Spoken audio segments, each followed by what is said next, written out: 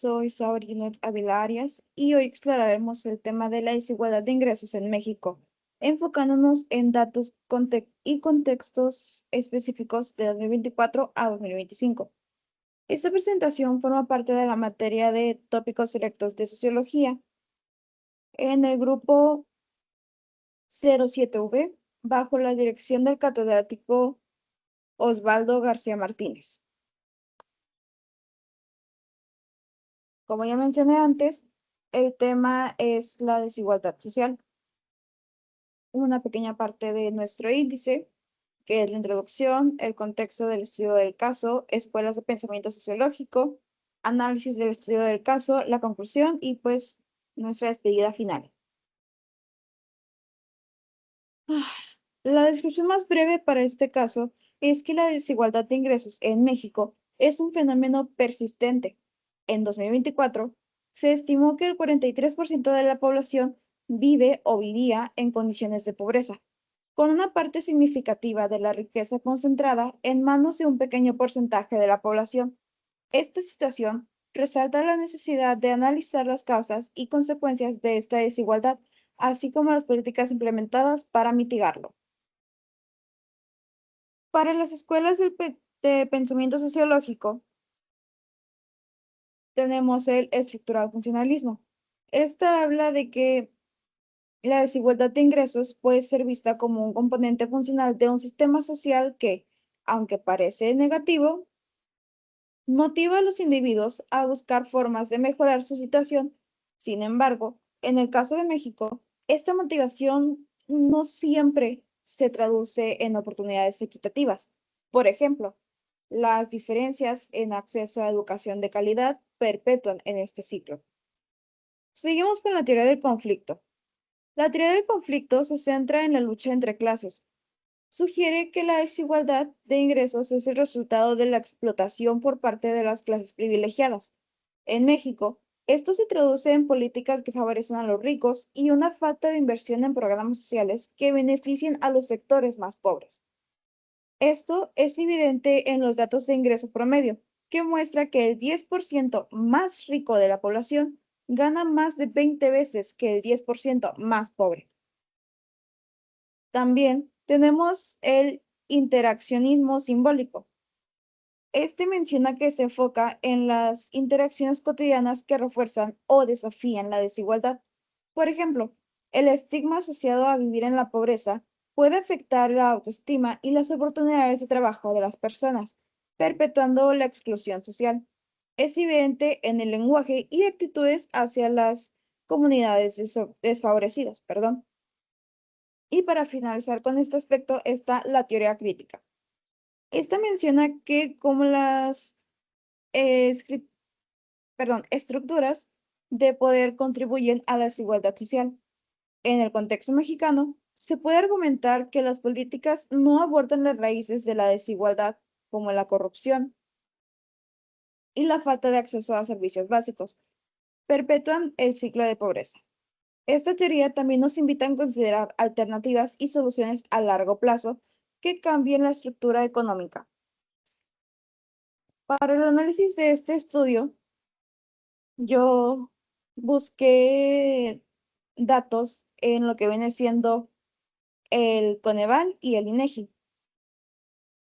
Si vemos, empezamos por el estructural funcionalismo. Evidentemente vienen dos que dicen que es el do Coneval, uno del 2022 y otro del 2024. El indicador en el 2022 fue el rasgo educativo.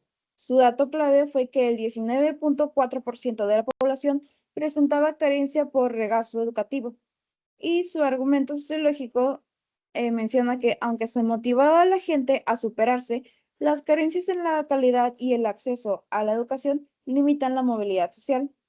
Para el Coneval del 2024, el ingreso laboral formal contra el informal fue el indicador.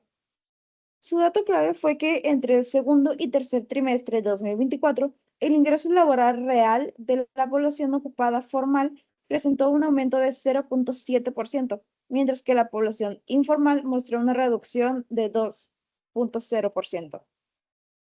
Su argumento sociológico fue que el mercado laboral formal, entre paréntesis para mencionar, la estructura que recompensa el esfuerzo, tiene un crecimiento más estable y protege, mejor el ingreso, mientras que la informalidad sigue siendo una trampa de pobreza. Para el INEGI, menciona que el indicador en el 2024 es el ingreso por escolaridad. Su dato clave fue que el ingreso monetario promedio de más alto se registra en personas con posgrado, ya sea completo o incompleto, con 31,584 pesos mensuales. Quienes solo tienen primaria completa reciben en promedio 5,345 pesos mensuales. Y para su argumento, menciona que el valor funcional del esfuerzo, entre paréntesis, la educación, está exponencialmente correlacionado, con el ingreso, pero el acceso a esa educación es estructuralmente desigual. Yéndonos con la teoría del conflicto, el INEGI en el 2024 tuvo dos indicadores, el brecha decil 1 contra decil 10 y la razón de ingreso. Los datos clave fueron que el decil X o el decil 10, como les gusta mencionarlo, quiere decir que el 10% de mayores ingresos concentra el 30,3% del ingreso total del país, que viene siendo la mitad de población con menores ingresos. Deciles 1 a 5 solo representa el 23% del ingreso. Y para la razón de ingreso, menciona que el ingreso corriente promedio trimestral del decil más alto, o sea, el decil 10, es 14 veces mayor que el ingreso decil más bajo, o sea, el decil 1. Los argumentos de cada una, empezando por el brecha decil 1 contra el decil X, quiere decir que la clase privilegiada, entre paréntesis, el decil X, acapara una porción desproporcionada de la riqueza nacional, evidenciando una distribución impulsada por el poder. Sin embargo, la razón de ingreso muestra que esta brecha extrema refuerza la idea de una explotación sistemática o, al menos, un sistema de extracción de valor que beneficia enormemente la cúpula. Y del Coneval de ese mismo año, dice que su indicador fue la desigualdad rural-urbana. Su dato clave es que el ingreso laboral real per cápita en el ámbito urbano, aproximadamente 3,730,85 pesos al mes, sigue siendo 2 veces mayor que el del ámbito rural, que es de aproximadamente 1,912,81 pesos al mes. Su argumento fue que muestra la división económica geográfica donde el capital y las oportunidades se concentran en nuestros centros urbanos, a expresas de zonas rurales y marginadas. Siguiendo con el interaccionismo simbólico, aquí tenemos los tres seguidos del Coneval, ambos de entre los años del 2016 al 2022. Los indicadores de el primer mencionado, el primero que aparece en pantalla, mejor dicho, es la brecha salarial por género. Esto quiere decir que en contextos de pobreza, las mujeres percibieron aproximadamente 25 pesos menos por hora respecto a los hombres, agravando la brecha de género en grupos vulnerables. Y su argumento sociológico, fue que la percepción de valor social y el rol asignado a la mujer en la pobreza se traduce en un menor ingreso real, perpetuando el estigma laboral y la exclusión económica. Para el Coneval de 2016 a 2022, el segundo en pantalla, aparece que su indicador fue el empleo subrogado sin pago. ¿Qué quiere decir esto? El empleo subordinado, sin pago, fue hasta el doble de frecuente en las mujeres, en un 8%, respecto a los hombres, un 4%, especialmente en mujeres mayores de 65 años en situación de pobreza. Su argumento fue que la interacción en el mercado laboral informa y refuerza un rol de sumisión económica y la falta de reconocimiento, entre paréntesis, el pago, por el trabajo realizado, ligado al estigma de la pobreza y la edad. Y para el último Coneval del 2022, muestra que su indicador fue la asistencia educativa por ingreso. Su dato clave fue que la diferencia en la asistencia educativa entre personas con ingreso por arriba y por abajo de la línea de pobreza extrema por ingresos es de 15.2 puntos porcentuales en educación media superior. Y su argumento fue que la falta de recursos no es solo una barrera económica o un conflicto económico, sino que genera un símbolo de exclusión. Los jóvenes pobres tienen que trabajar o no se sienten parte del sistema educativo, reforzando la trayectoria de bajos ingresos. Y para la teoría crítica, el Coneval de 2018 a 2022 menciona que ese indicador dice que es la carencia de acceso a servicios de salud.